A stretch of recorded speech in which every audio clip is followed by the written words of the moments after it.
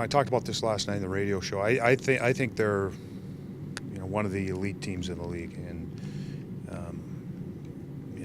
numbers-wise, standings-wise, to me, it doesn't really matter. I look at their history, what they've been able to do over the past, I don't even know how many years, 4 or 5 years.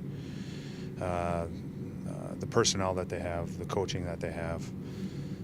There's a lot of consistency in how they play and the things that they do, and that's the reason why I consider them one of the elite teams. Uniqueness with the Sedins, I think, and just the chemistry that they have and their ability to make plays in the offensive zone whether you're playing them or you're watching them on TV or watching them on tape, you think that there's no plays to be made, and they find ways to make plays and create out of it. So that's a unique thing. And for me, I'm looking forward to tonight, our young defensemen who have played really good hockey for us. But this is going to pose, I think, something different for them. Well, and your team has shown no sign of being intimidated by the best in the league here so far this year. And I imagine you're kind of excited to see how they're going to do against this team. It's, again, one of the elite teams. In Chicago, I put Chicago up there, put St. Louis up there. These other teams, Detroit, all these teams that we've played is in that echelon, that bracket of teams that you have respect for and their personnel and how they play the game. And Vancouver's no different. What do you tell those young defensemen in terms of what this challenge all about? Well, it's going to be winning your one-on-one battles and discipline and commitment to our structure, because they'll test that tonight. They'll test you to chase a little bit and get out of position, just foot or stick in the wrong position, and then they make a play. So it's being committed to all that. And it's not just one guy. It's not just our defensemen. We have to play as a group and check as a group of 5 out on the ice.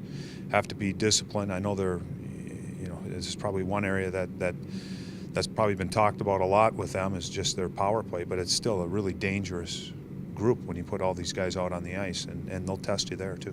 What is the state of your defensive core right now? Tim didn't skate today. Yeah, Timmy didn't feel good yesterday, so we kept him away yesterday, and today we just sent him to the doctor to get some fluids. We're anticipating him to be fine tonight. And Toots was more, just maintenance. He was out there starting, didn't feel great, but again, he'll be a game time decision. Nikita? He'll be in today. Still a little while on Dubinsky, maybe another. Yeah, it's a little bit longer, but it was good that he was out there with us. I think that's a step. I think one thing that helps too is when you win, when you start to win, it pushes guys back. They want to get back a little bit sooner. And I think getting out on the ice with their teammates again, including them in the practices and in the drills and getting in the mix again drives that motivation to get back. Did something happen to Tootin today? I think just like a lot of teams, playing this amount of games with the travel, guys are getting banged up and sore, and it's just these little things that are adding up, and really that's what it is with Toots. How do you feel about Ryan Johansen's game since he's been back up? It's been pretty good. It's still that consistency that we're trying to find in his game, and that's part of a young player trying to make his way into the NHL is consistency. There's been nights and shifts where he's been really good, and then there's been some plays that he's made throughout a game that we have to correct and get better. But to me, he's still a young player. He's making strides in the right direction. He says he understands that consistency is what's lacking.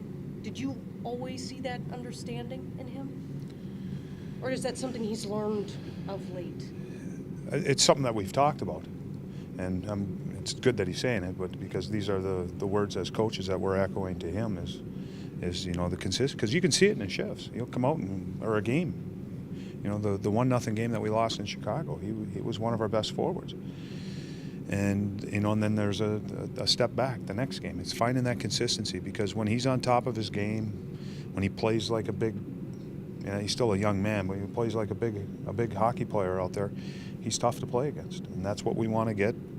You can't do it through an 82-game season. It's going to be really difficult to do in this 48-game season, just the amount of games. But it's getting them to play, 8 out of 10 really good games. Maybe the other 2 are just average games or good games, but it's getting that consistency, at that high level.